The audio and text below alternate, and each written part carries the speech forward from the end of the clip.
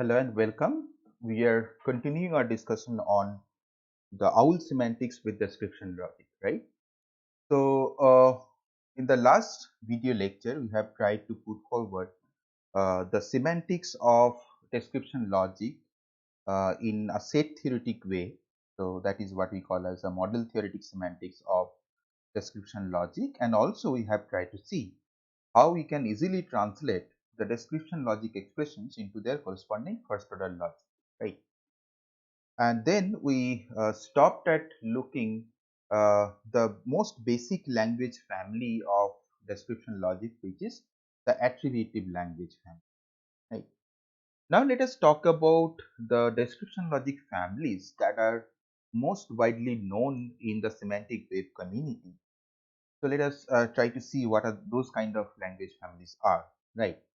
So we are talking about description logic family, and in this family we have entries like, say, ALC, which we have already talked about, which is basically attributive language with complement, and a special case of ALC is ALCN, right? So on top of attributive language, if you allow an arbitrary class expression to be negated, then it becomes the attributive language with complement, in short ALC, right?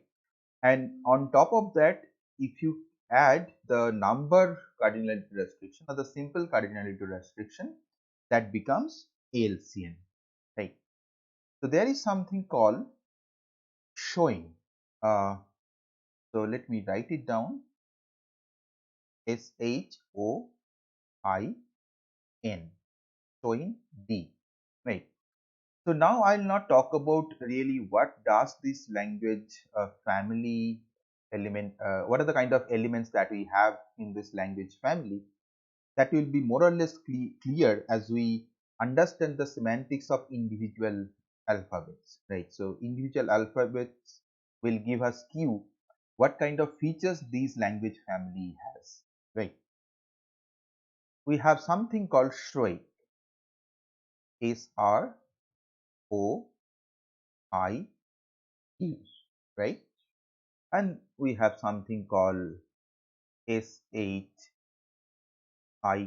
chic, or we can have something like SHIF. So these are the well-known language families, and we'll see later that these language families, they have correspondence with different OWL families. So what kind of implication does it have? This relation has. So basically, so if we say that this showing D is related to some OWL family, so that means that OWL family can be described mathematically using this showing family of description logic, right? So let's say OWL X is aligned to this showing D, right? So that means the formal semantics of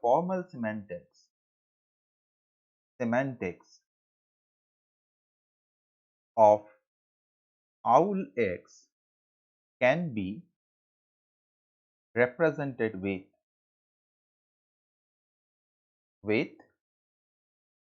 showing D, right? Now, as we know what is the kind of relation between this OWL X and the language family, then this will help us to derive the inference algorithms,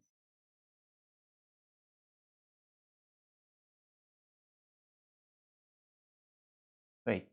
So, depending on the family with which the OWL species or OWL family is aligned, we can have different inference algorithms, and we will talk about those inference algorithms in the later part of the lectures, right? Now, to start with, let us focus on this ALC, right? So, what are the kind of features this ALC contains, right? So, now we are going to describe the building blocks of ALC language. So, we are talking about the building blocks of ALC.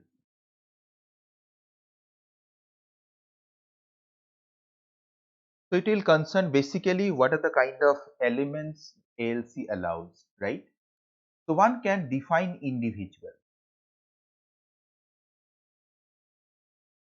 with ALC, right? So for example, if I say that Rahul is a KGP robotics member, how do we write that? KGP robotics member Rahul, right? So this is what we can do. We can assert a property. So in a generic sense, what we can do, we can assert the membership of one individual into a class. So this is what we can do. So the second thing that we can do is property assertion. We can assert one property concerning an individual, right? So for example, I can say that Rahul studied at IIT Kharagpur, right?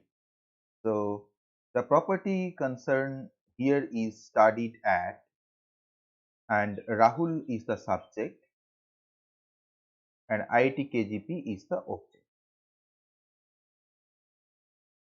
right? The third thing that we can do or allow is the class hierarchy. We can define class hierarchy.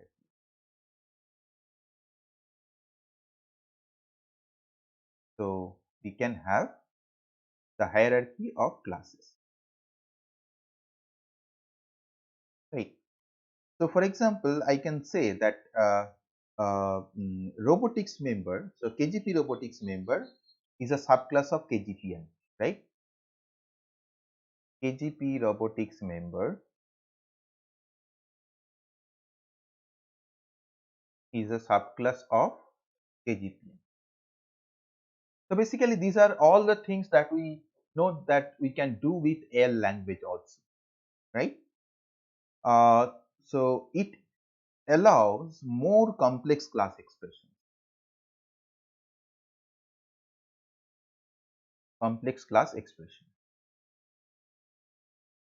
So for example, we are trying to define something like instrumentalist.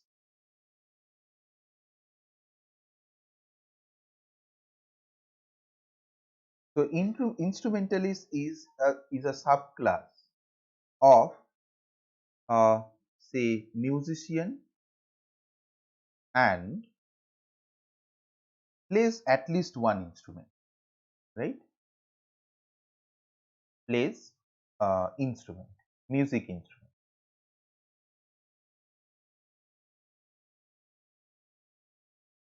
right?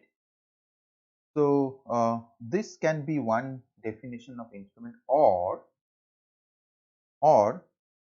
uh, is a musician and not a vocalist,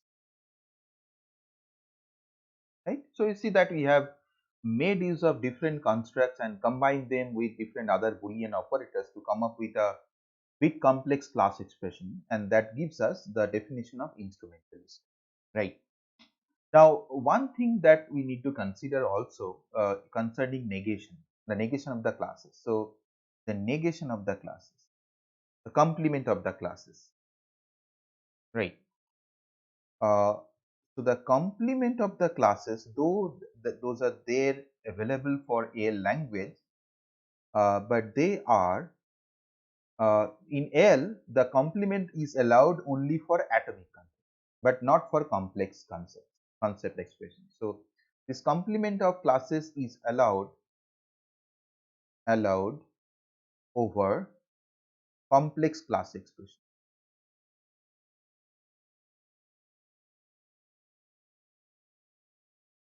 right? So for example, if I say uh, mm, some other class, like say class X, which is basically equivalent to the negation of instrumental. So this is what we can do in ALC, but not in AL, right? uh, Also, we can define quantifications, right? So we can create class expressions involving existential quantification and universal quantification. So we can allow universal quantification and full existential quantification.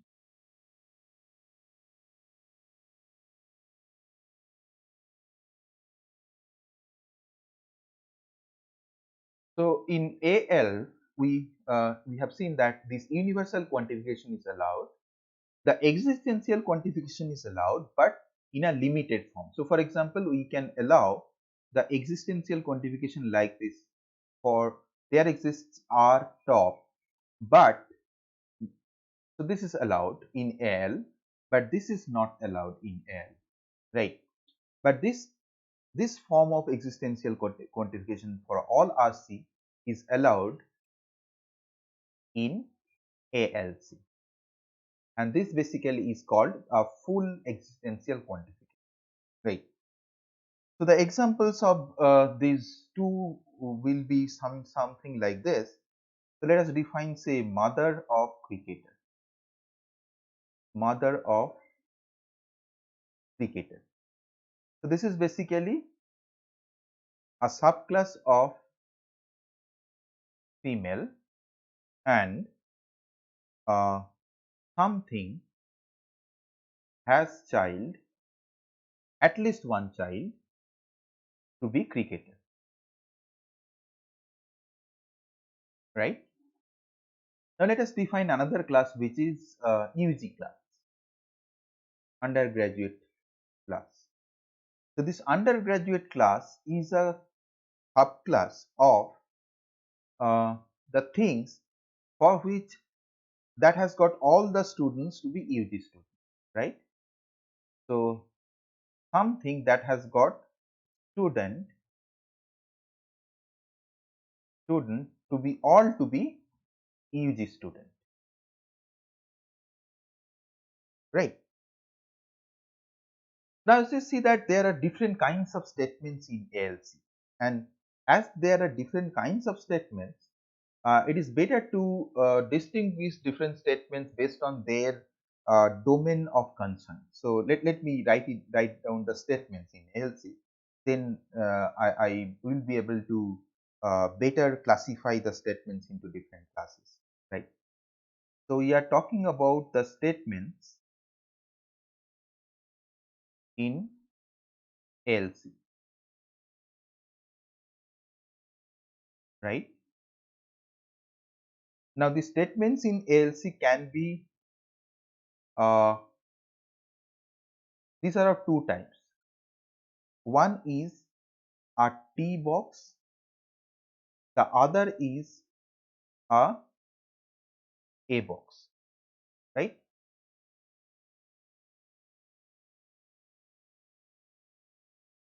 When we talked about RDFS, so there we tried to classify the statements or the piece of knowledge facts into two classes. One is the terminological knowledge, other is the assertional knowledge.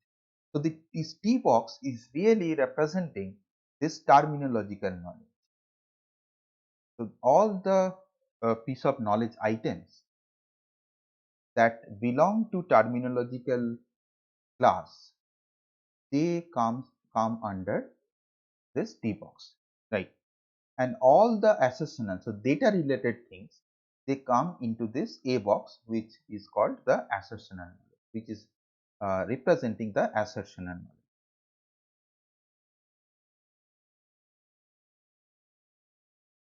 So the what are the kind of things we have in the terminological knowledge for ALC?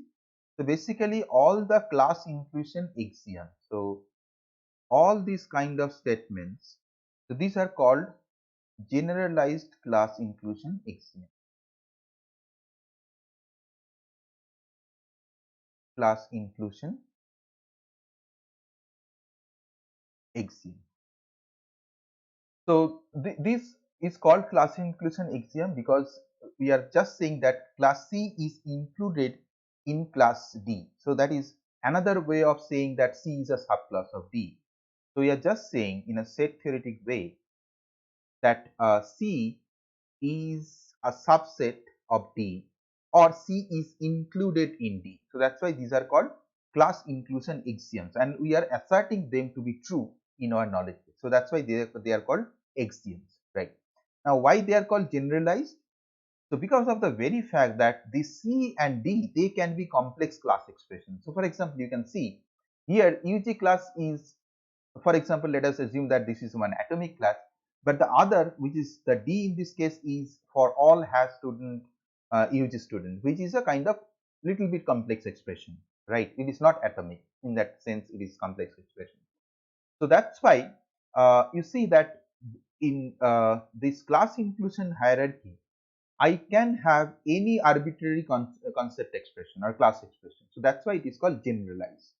So in short, in altogether, it is called generalized class inclusion axioms or GCIEs, GCI axiom, right? Or it can have something like C equivalent D, right? And the assertional knowledge, what we can have, we can say that a particular individual is an instance of a class, or also we can say that between A and B the relation R holds, right? So so basically we are trying to say that A or B is present. We are asserting this fact in the knowledge base, right? So this is what we can do as far as the assertional knowledge is concerned, right? Now the next question is, what would be the form of the class expression, right? So whenever we are generating the class expression or writing the class expression, it should also follow a grammar. So let us talk about the grammar of class expression, right? So you can think of any arbitrary concept, say C or D, right? Now this C or D, it can be an atomic concept, it can be a top concept, it can be a bottom concept, it can be a negation of arbitrary concept expression. So the C and D, they are arbitrary concept expression, but A is atomic, right? So that is the convention that we are following from the very beginning. We can have intersection of two complex class expressions. We can have union of two class expressions. We can have universal restriction. We can have full existential restriction. So this is not limited, this is full existential restriction, right? So as you can see that almost all the kind of expressions, they are available in AL also. For example, this is available in AL, this is also there in AL, this is also there in AL, this is there, this is not there, this is there in AL, but this is not there in AL in its full form, right? And this negation is there in AL but over the atomic concept, but here we are having the negation over kind of any arbitrary concept expression, right? So these are kind of there in AL but in a kind of different form, right? So as we have them in AL, I'm not going to describe the semantics of all these constructs because we have already done that for AL. So I'll be picking up those for which we have only got the differences. So let me talk about the model theoretic semantics of the expressions that are not there in AL but in ALC. So coming to model theoretic semantics. So we basically will be talking about the model theoretic semantics of full existential restriction, right? So we are talking about this and what would be the kind of interpretation of this, right? So basically it will be the set of all A's belonging to delta interpretation. Delta is the domain of discourse, right? And there exists at least one B for which A has got a relation to B, and that relation belongs to the interpretation of R, right? So basically I am asserting the fact that A has got at least one relation R B, right? So this B will be, so if that is so, then A will be included in this set. Not only that, you got to say, so this up till this part can be modeled with this. Now we are saying, or imposing another restriction, that B should be of type C. C is a class, right? So we should say that B is a member of the interpretation set of C. We know that C is a class, and the interpretation of a class is basically a set. So this C interpretation, C gamma, C to the power gamma, is a set, and we want this B to be a member of this set. If that is so, then this A, this particular A, would be a member of there exists RC, right? So what would be the first order logic representation of this there exists RC? We are talking about FOL representation. So how you can translate the FOL translate this description logic representation there exists RC into its corresponding first order logic. So as we did earlier, we'll be using the transformation function phi, right? And what it will accept, it will be accepting as a parameter the expression which we are going to translate, and as this is a class expression, it will be having only one argument, which will be basically equal to their access y. So basically this B is acting as y here, and we will be translating phi r say x y and phi c y, right? So let us take an example. So for example, we have just a little bit earlier we have talked about something like, say, there exists plays music instrument, right? So let us try to translate that. We are translating there exists plays music instrument. So let me, for the sake of brevity, let me put it as mi, right? Mi stands for musical instrument, and we are trying to translate this, right? So we got to find at least one y, right? And we'll be having phi plays xy and phi mi y. So we can make it equal to, for there exists y, and this is one atomic role, right? So atomic role, if we just try to translate this, it will be becoming as this is a relational role, we will be having two arguments x and y. It will be equal to rxy, right? So this is also an atomic role. We just can have the transformation as plays xy, and this mi is also an atomic concept. So the atomic concepts, they can be translated into, so these are kind of baseline for this recursion, right? It will be translated to ax, right? So we'll be having mi x. So this is the corresponding first order logic representation of there exists place mi, right?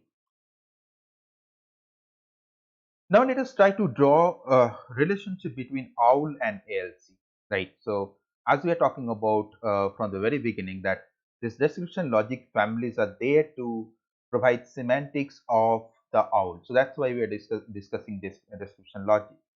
Now we get to see that whether that is truly reflecting in the constructs in OWL, right? So let us try to discuss the relationship of OWL with ALC. Relationship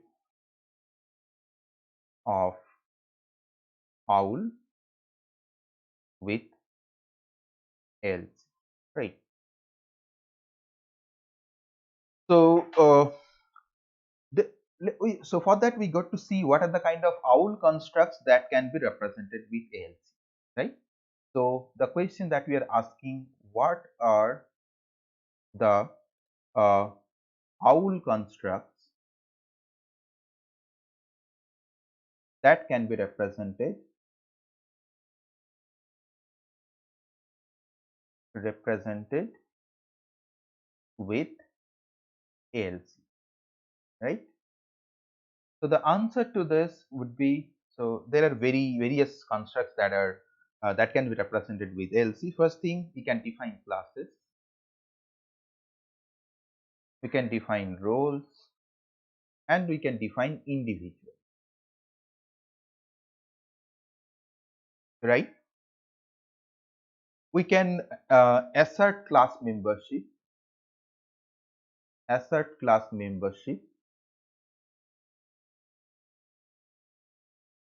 and also we can assert, we can also do role assertions or property assertions. Basically, we are asserting a property for two given individuals to be true, right? So that is what we mean by role assertion. Basically, we are saying that A or B is there, that is true, right? So the third thing that we can do, we can represent owl thing. Owl thing we can represent with top, right? We have considered that earlier, right? And owl nothing. Owl nothing can be represented with bottom concept, right? We can define class inclusion. One class is included in another class. Inclusion,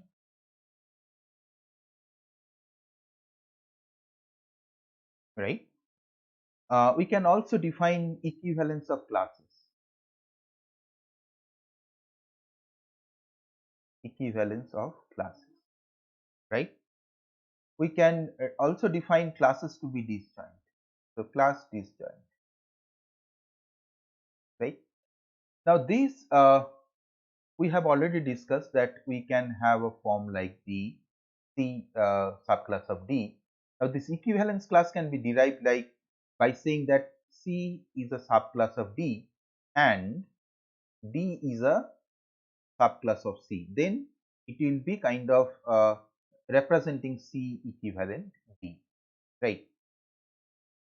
Now, how do you really represent that two classes C and D are disjoint? That is not really apparent from any of the constructs that we have talked about in ALC. So let us park this discussion for now. We'll be seeing how do we model this class disjoint with all the allowed constructs in ALC, with the existing allowed constructs in ALC. So this can be derived. That's we are marking those with underline, right? We'll be talking about this later, right? Now I can define conjunction, the disjunction, or the negation of classes.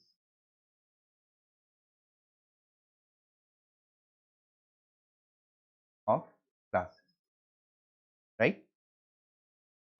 We can allow different role restrictions. So these are all there in OWL, right? And also you can see this can be represented with this there exists and for all in ALC, right? We can also model something called RDFS domain and RDFS range, right? So again, these constructs, these are not directly available in ALC. And you got to see how really we can model these constructs using the existing constructs in ALC, right? Now let us consider how do we model owl nothing. So let us consider that we do not have this top concept in ALC, even though we can model the top concept. So let us first model owl nothing. So how we can model this? We can just say that intersection of C and the complement of C is a bottom concept. So that's how we can model nothing, right? How do we model thing? We can basically say that this C is equivalent to C union or disjunct negation C, right? How do we model owl disjoint with?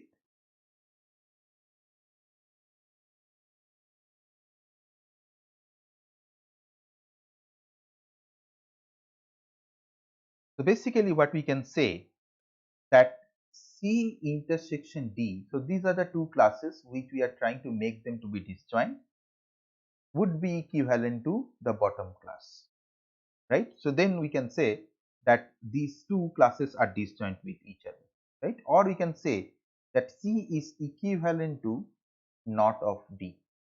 So either of these two can model our disjointly, right? So how do we model RDF's range?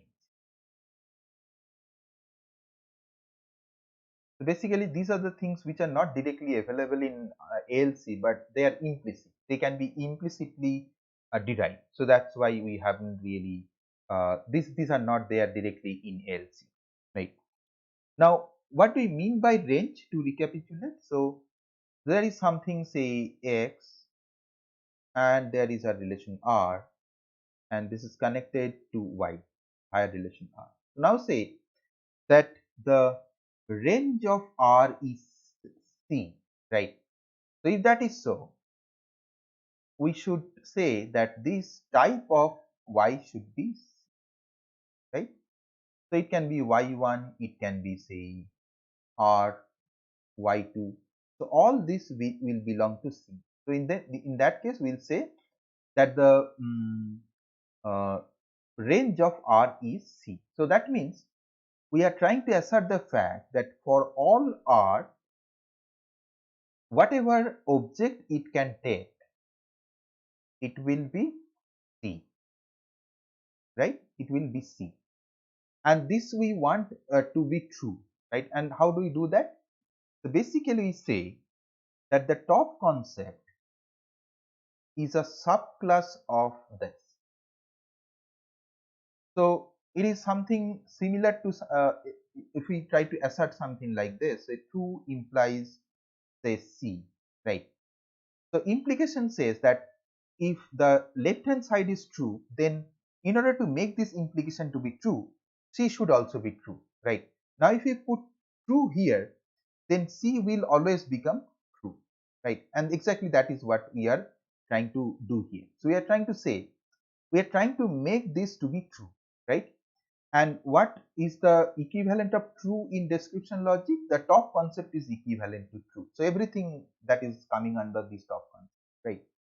Now we are making this top concept to be the subclass of this particular class expression. And this class expression is saying that the all the values that R can take is C, right?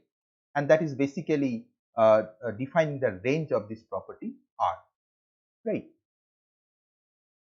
So that means whatever subject or whatever the individuals that are belonging to this class, that would be the superclass or at least the equivalent to thing. So you can think of any element, that has got a relation R, and the value it can take will always belong to C. That is what we are trying to establish, right? Now, how do you model RDF's domain? So RDF's domain says, well, if we say that the domain of R is D, so that means this X will belong to, or it will be a type of D, right? So that is what we mean by the domain of the property R, right? So this is how we'll be modeling with the construct that are in ALC, right? So we are saying that if we just use this statement, what does it mean? This means that this is the set of all the elements that has got at least one relation R, right? So this there exists R top is basically a set of elements. So this contains a set of elements, and what does individual element in this particular set will follow? So let us take one X out of here, right? So this X will have at least one outgoing edge or outgoing relation from X, which is R, right? So this is a kind of set, right? So let us name this to be say X, right? Now how this will become the domain, and how we can define the domain of this property R with this, and basically we are trying to restrict the domain of R to be C, right? So we are making this to be the subclass, this X to be subclass of C, right? So what does that mean? That the type of X, type of this small x will always be C. That is what is the RDFS domain, right? So that's why you can model RDFS domain to be this is a subclass of C. If that is happening, then we can say that R has got type to be, R has got domain to be, right? Now, coming back to the question that, well, so we have we have talked about different families of description logic. Basically, we have talked about Schwein, Schroik, sheep, sheep.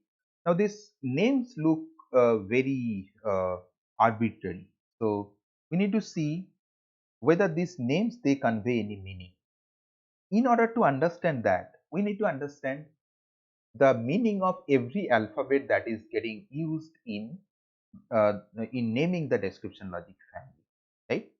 So if you take the example of showing, there are S present there, H is present there, O is present there, I is present there, and N is present there.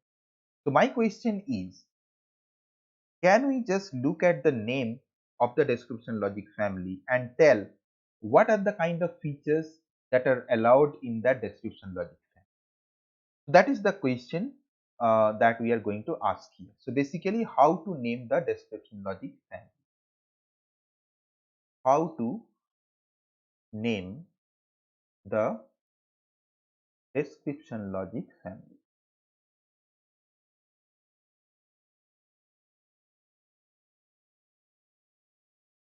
right? So let us start with S. So A stands for ALC. So all the features that are in ALC will be there.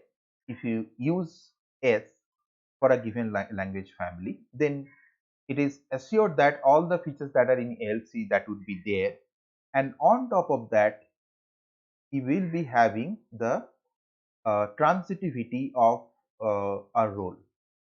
So you can define one role to be transitivity, and put together they are called this family is called the simple language family. So that's why we are using this S. So it is simple language family, and we are using S of this simple, right? Now coming to H. H represents role hierarchy.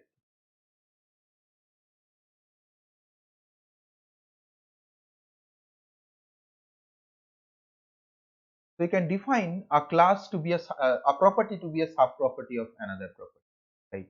We are picking up H from here, right?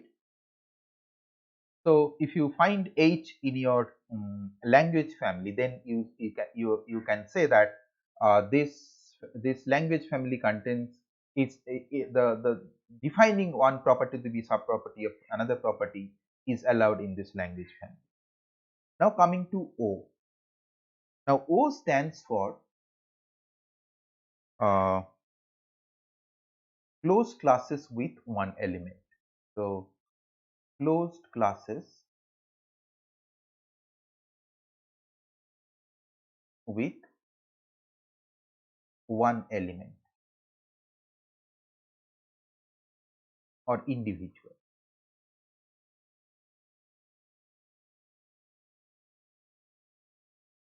So for example, we have used one a form of this kind of statement earlier. Basically, we have defined KGPN, right? KGPN is a subclass uh, who has at least studied at uh, relation and studied at IIT Kharagpur. But IIT Kharagpur is an individual. Now, how to convert an individual into a class? You just use this IIT KGP within this bracket, and that will convert this individual into a singleton set, right? So this is what we call as closed class with one element. So this is a class which is having only one element, and this is also called nominal. So in technical term, this is called nominal. So we'll be using this term going forward. So this means a closed class with only one element, right? So if you find I in the name of the language family, so that means you can define the inverse of role. Inverse of role. So we take I from here, right?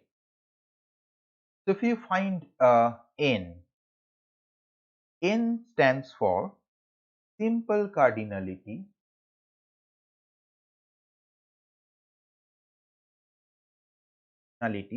or in a sense number restriction.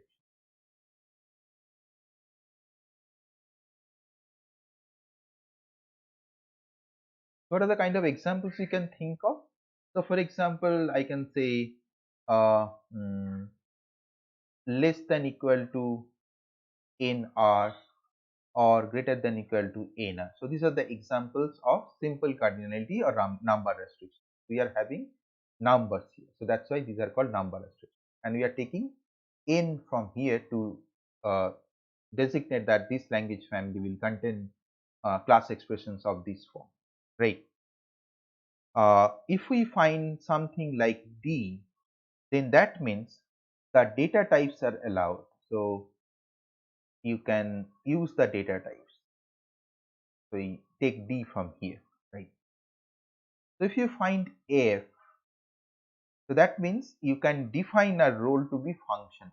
So you can have or define a role to be functional.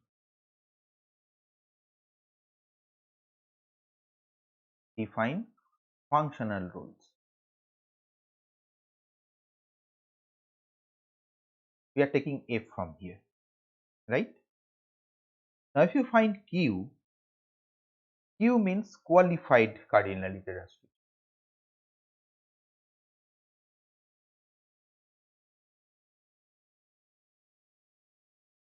restriction, and we are taking Q from here.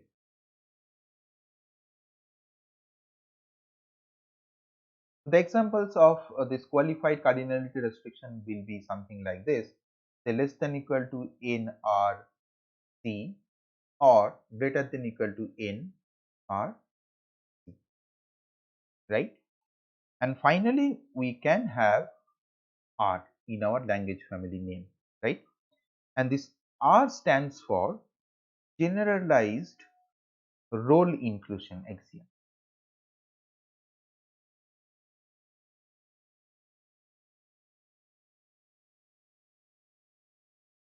Role inclusion. So basically we'll be having, so as we are taking R from here, so let me clean it up and write it again. Generalized role inclusion, we are taking R from here, right? And basically when we want to represent some property to be sub property of a property chain, there we will be using this generalized role inclusion, and this is we use this in the context of property chain axiom, right? So let's say we want to define something like, say, R1 compose R2 is a sub property of say R3, right? So this is an example of generalized role inclusion. So in simple role hierarchy, you can define a role R1 to be a sub property of R2, but you cannot compose another role here. But that is what you can do if you have the alphabet R in the language family name. But there you can use multiple roles to combine with each other to come up with another role, right? So that's why it is called generalized role inclusion, right? So with this, we get to know basically, given a language family, what are the kind of possible features that the language family can have, right? Now let us take the specific language families and try to analyze what are the kind of things that are allowed, or what are the kind of semantics that can be associated with that language family. So the first language family that we want to discuss is show and D, right? So again, so this you can just combine the alphabets in any way, and you will get to see what are the kind of features they will be having. But it is not really required, because arbitrary assortment of this alphabets, though it can give you a language family, but that language family may not have any practical implication. So the language families that we have mentioned under this description logic family, like say LC, LCN, Shoindi, Shroik, sheep, sheep, they have special meaning in the context of owl. So they are aligned to different owl families. So that's why these kind of combinations are of special interest. So that's why we'll be discussing them here, right? So we'll be discussing Shoin family. So from this, without knowing anything, so what we can say, it allows any thing that, so let me write it down. So from S we get to know that all language constructs from LC. So it allows all language constructs from LC, right? The second thing that is allowed is H. So H stands for role hierarchy. So this is allowed in Choindi, right? So O is allowed. So O means the closed classes. So we can have nominals, closed classes. Now, one thing that we need to consider here also, that in ALC disjunction of two classes are allowed, and by O this means the closed classes are allowed. So what we can model here, we can model say one off, right? So for example, if I try to model something like say Southeast Asia. Southeast Asia is a class. So Southeast Asian, Southeast country, Southeast Asia country, Asia country. So I can make this to be equivalent to say India disjunct, say Sri Lanka disjunct, say Nepal, so and so, right? So so the closed classes are allowed because we have O. As we can have disjunction of two classes by the virtue of having ALC here, then we can have this kind of enumerated classes. This is what we call as enumerated class. We can define enumerated classes, right? So I, as we have I here, we know that inverse roles are allowed. Now as we have N here, we know that we can allow simple cardinality restriction.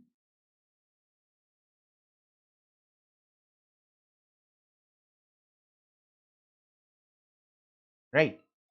And as D is there, we can define data types.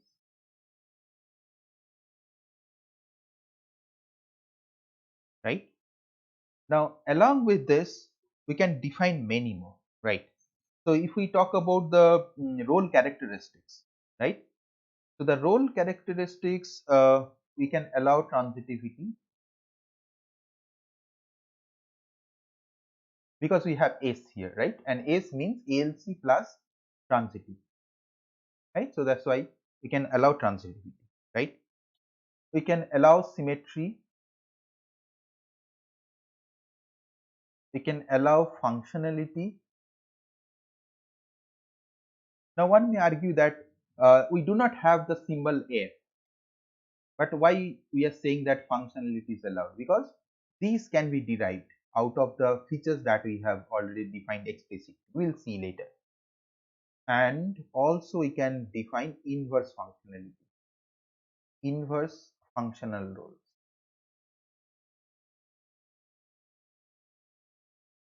right? We can also allow the equality and inequality of individuals. We can allow equality and inequality of individuals,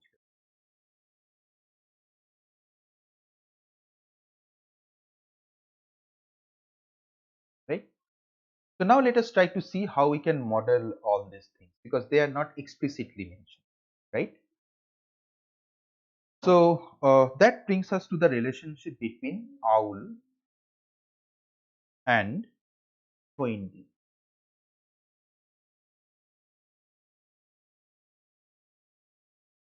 right? So the first thing that we can allow is closed or enumerated classes, which we have already talked about. So basically, this is for this we have one owl vocabulary, which is basically owl one of, right? So this is represented as A1, A2 to AN, which is basically equivalent to A1 disjunct A2 disjunct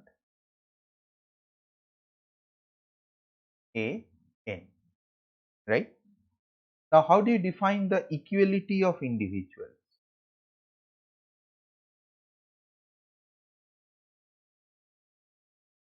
Individual.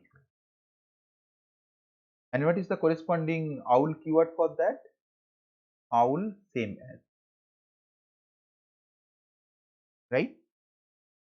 So basically, the individuals you cannot make them equal straight away, right? What you can do, you can convert them into singleton set using the O feature. So let us try to define that A and B. These are the two individuals, and we want to make them to be same, right?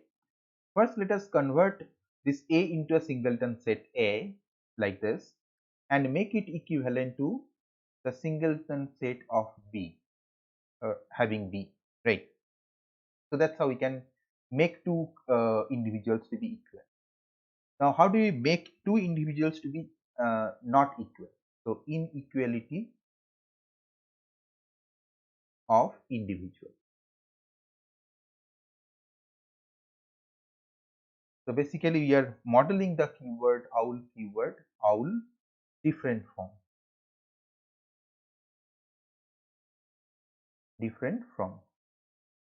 right?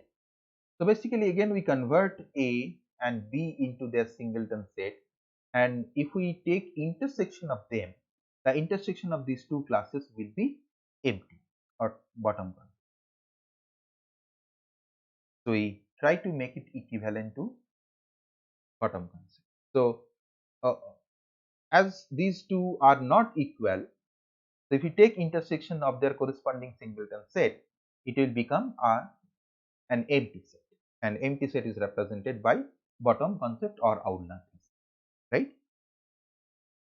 So we can model role inclusion or equivalent. Role inclusion or equivalent. And role inclusion, basically you are defining a role or property to be sub property another property, right? So basically you can say R is a sub property of S. So here we are trying to model RDFS sub property of,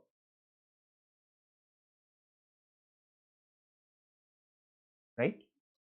And you can have something like R equivalent to S, which says owl, which models owl equivalent property.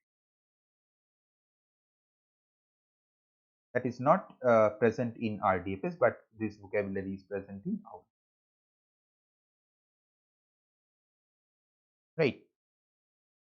Now, how do we model inverse property? So, inverse of a property.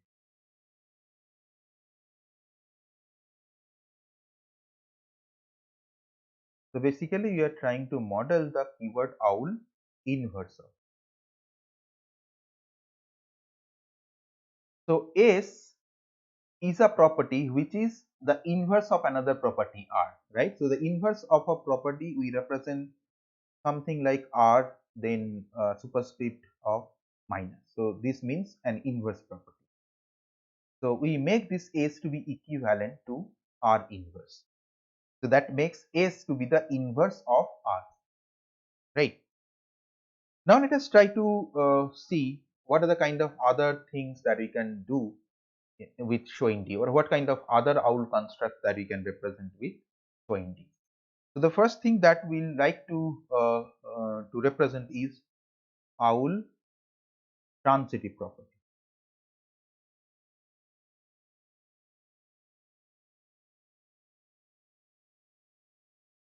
So, how do we represent that? We just basically say trans R, because transitive relationship is allowed by the virtue of having S, right? How do we model owl symmetric property?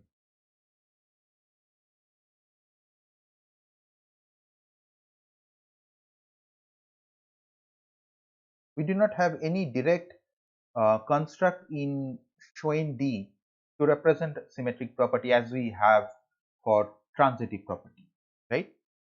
So, what we can do, we can take the inverse of R, and if we want to make this R to be symmetric, we make this equivalent to R, right? So, the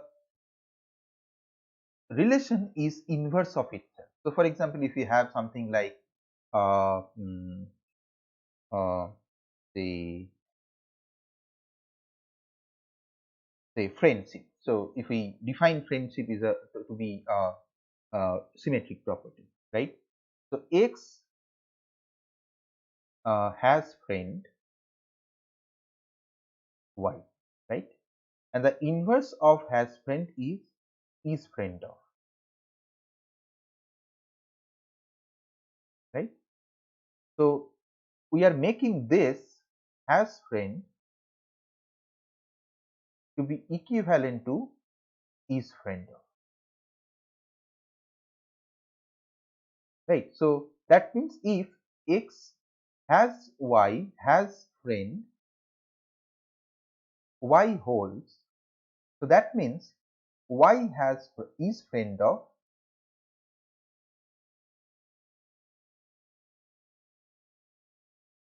Y is friend of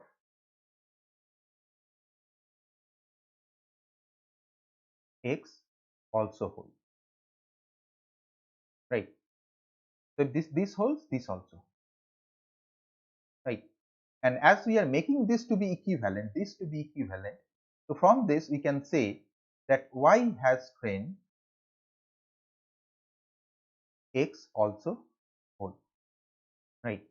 And that makes this has friend to be asymmetric, right? Now, how do you define owl functional property? How do you model owl functional? Owl functional property. So, how to model this? So, if we think about a functional property, what will happen? So, for X, it will have at most one relation R. So, that is what will happen, right? So, it is the the maximum number of relation that X can have with label R is 1, right? So, the max cardinality would be equal to 1, right?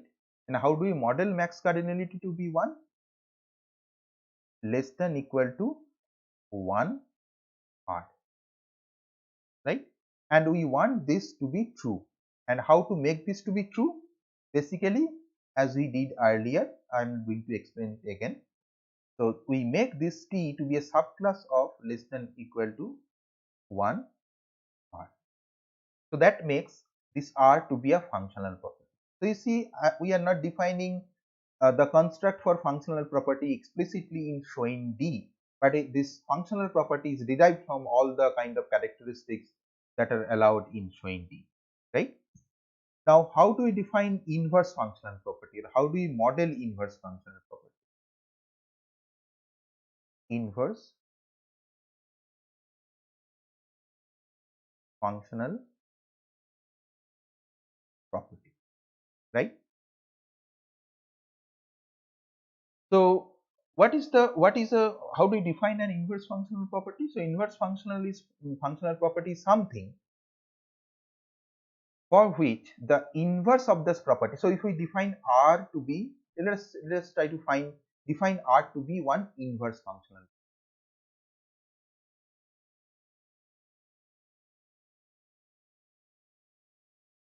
So what do you mean by that? The meaning of this is that R inverse of R should be a functional property.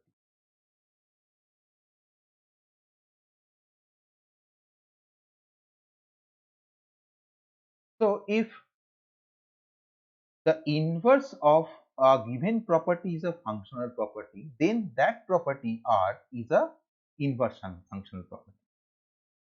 So now we are taking R to be the case, right?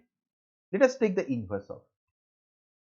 And how do you establish that this is a functional property? Because we need to establish that R inverse is a functional property. You just say that it has got the max cardinality to be 1, right? And you want to make this to be true. And how to make this to be true? You just say top is a subclass of this class expression. So this is how we can model the inverse functional property, right? Now, I guess we have already defined the model theoretic semantics of all the features that we have discussed earlier. Only thing that we have not still defined is the semantics of role hierarchy, right? So we now try to define the semantics of role hierarchy. So R1 is included in R2, right? So this is what we are trying to get the interpretation for, right? So this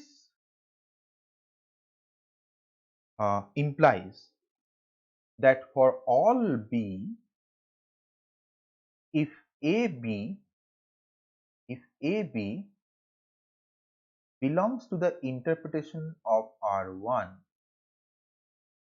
that will imply that AB will also belong to the interpretation of R2, right? So basically, as we have mentioned earlier, the relations, they can be represented as sets of ordered pairs. So say A1, B1, then say A2, B2, so on, right? And R2 can also be defined as say C1, D1, C2, D2, so on. Now this will hold if you find a pair like A2, if for every pair that you have here, right? For every pair that you have here, so AI, BI, if this is belonging to R1 interpretation, if this is so, then AI, BI will also belong to R2, this, right? So I think we should write AB here for all AB.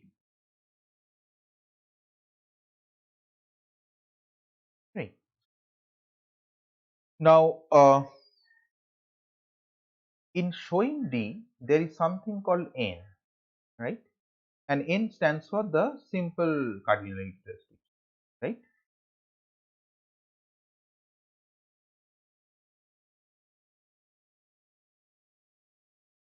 Now, when we try to elevate it to say qualified cardinality restriction, so basically this is a form like uh, mm, less than equal to say NR or greater than equal to NR. Right? Now, if you want to elevate it to qualified cardinality restriction, qualified cardinality, so this the forms are like less than equal to NRC and greater than equal to NRC. Right? So this will give us something like say showing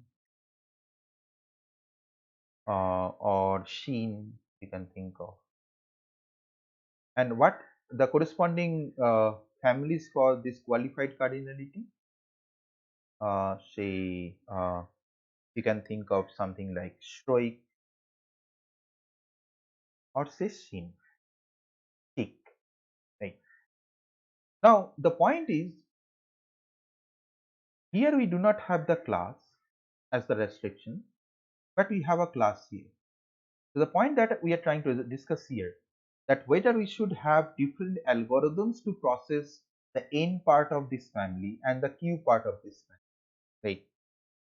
But they have a commonality. If we look at the commonality, so this can be converted into a form like less than equal to NRT, and this can be converted into less than equal to greater than equal to NRT, NR top, right? So this top is a kind of a very special class, right? It is a class of all the individuals, right? So now let us try to compare this with less than equal to NRC, NRC and less than equal to greater than equal to NRC. So the structure you can see they are kind of same, right? So the point that is relevant here is that we do not have different algorithms to process these two types of cardinality restriction. So you can have the same algorithm or same theory to process the simple cardinality restriction and qualified cardinality restriction.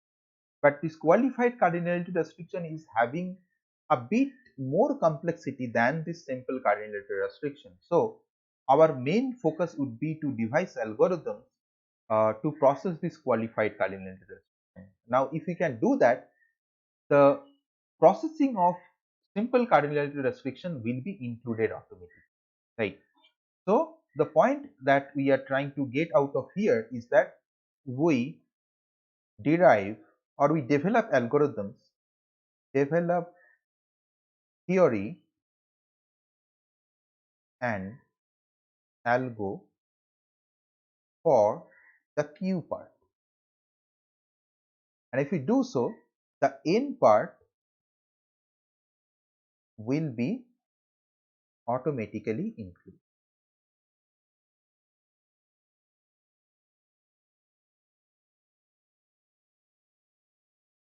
right? So with this, let us stop now. In the next video lecture, we will start talking about I think the most expressive or comprehensive language in OWL or in description logic, which is Shroik, right? And by the name you already can guess what are the kind of features this Shroik family can offer for you. Thank you very much.